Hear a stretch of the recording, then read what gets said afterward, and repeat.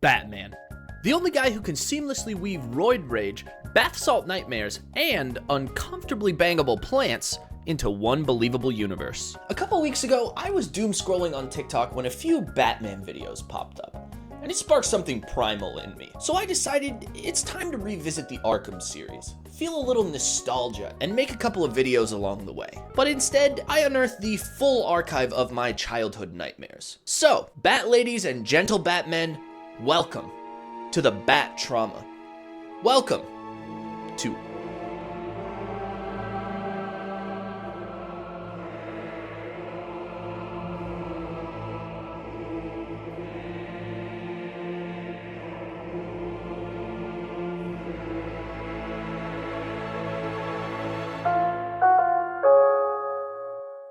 Before we get much further, you should subscribe. But I also want to talk about why these games mean so much to me. Why Batman means so much to me. Mainly, it's because this series has been a part of so many different eras of my life. Every time I get bored with whatever free-to-play turd I'm currently working through, I start scrolling through everything I could re-download. And without fail, I always circle back to the Arkham games. The second I see that little bat logo in the download list, my brain is just flooded with memories. Beating up gooners, sneaking through vents, and getting emotionally traumatized by these psychos. You know, childhood stuff. But these games aren't just comfort food, they're muscle memory for me at this point. I still remember 100%ing this entire game as a kid and finding every single riddle. I don't know why I subjected myself to that. It seemed like a good idea at the time. It wasn't. But I loved every second of it. This was one of, if not the first superhero games I ever played. And the moment I booted it up for the first time, I immediately fell in love with the entire Batman universe. Before that, I was mainly just a Star Wars kid. It was basically like my entire personality. I dressed up as a Jedi for Halloween like every year, and I constantly had one of those big-ass Star Wars encyclopedias checked out from the school library. It was basically like I was cramming for Jedi SATs. It was a problem. But nerding out as a kid, that's one of the most pure experiences you can possibly have. And that experience was only amplified when I started playing this game. Because I have a lot of memories tied to Batman from when I was little. One time, I remember being on a road trip from California to Montana with my parents, and we stopped at a gas station at one point. I saw a magazine with Batman on the cover, and I immediately begged my mom to buy it. And after a while, she caved. Bat pun. That was a bat pun. Then I spent the rest of the drive in the backseat of our multi-million-dollar 2006 space gray Toyota Prius, glued to this magazine. It had all these behind-the-scenes sneak peeks about the Dark Knight. And I'll never forget, there was this one section where they previewed what Heath Ledger's Joker would look like. But he was blurred out behind like a panel of glass. And it creeped me the hell out. It was in that exact way where you felt like you can't look away. But I needed to know more. Because up until that point, Batman had just been the guy from the Justice League and the Lego games. Broody and serious, but not terrifying. But now it seemed like he was part of a darker, more unhinged world. And I was here for it. And then right at the beginning of that obsession, bang!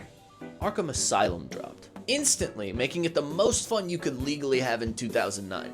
Mainly because the ongoing financial crisis had taken everything else off the table. I solved every single riddle because I needed to know more. I hunted down every single interview tape because I wanted to understand everything. I went absolutely balls deep in this universe. And honestly, it changed a young, impressionable me. Batman taught me about not giving up in the face of adversity, about the nuances of the indomitable human spirit. But most importantly, he taught me that a plant-loving dime piece is something I needed biblically. This game made me fall in love with everything Batman because this world was so beautifully built. The devs very clearly cared about this place. And by place, I mean the second worst island in history after that other one. I'm talking about...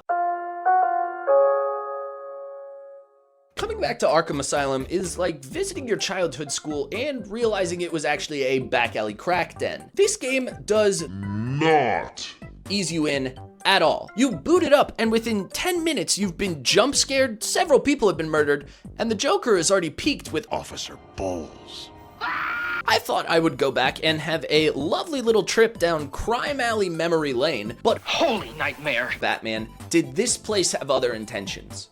Before you start typing, yes, it 100% reminded me why this game is such a glorious masterpiece. But at the same time, it also gave me a new perspective of just how much messed up stuff I completely glossed over as a kid.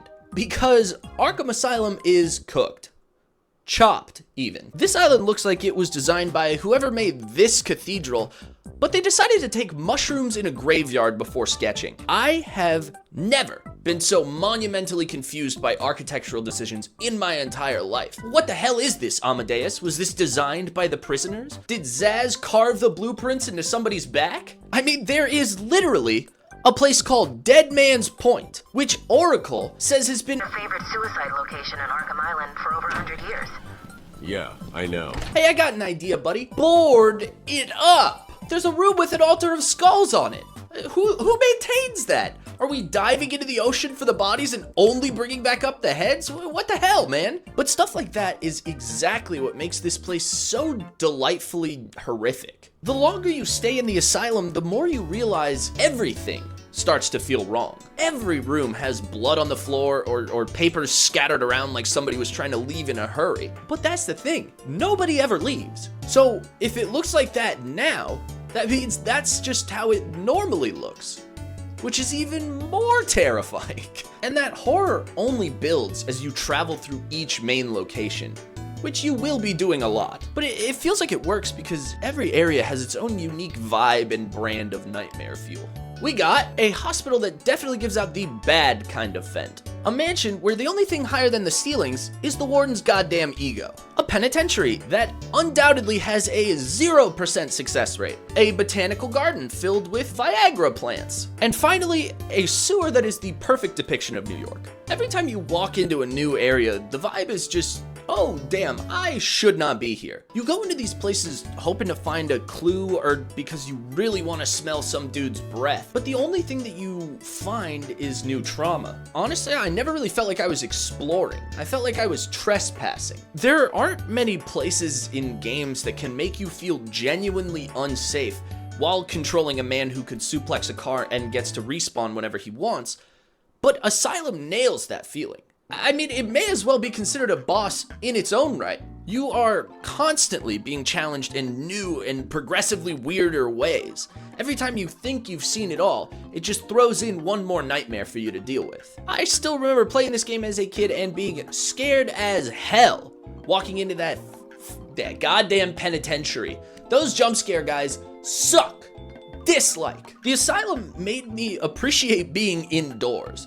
But it wasn't because I felt safe, it was because every time I touched fresh air, something tried to eat me. As the story moves forward, the island itself starts turning against you. At first, it's just a bad place. Yeah, there's probably somebody screaming in the distance, and there's a bunch of skulls everywhere, but it feels like manageable, I guess? There are like these isolated pockets of crazy. You go there, deal with it, and then get a chance to breathe. But then Joker starts taking over. Ivy becomes a full-blown eco-terrorist, Scarecrow hijacks your screen, and suddenly the entire island has devolved into a full-blown suckfest. And it is perfectly shown off in the chime. To this day, it still haunts me. It starts off nice and calming, but quickly transitions to a herald of fear. Because by the end game, you can't go 10 feet without getting jumped. You're dodging snipers, horny plants, and future CTE victims, all while just trying to get to the next objective marker. But the escalation getting there is so well done, it's ridiculous. You go from thinking, oh man, this place has a couple of problems, to,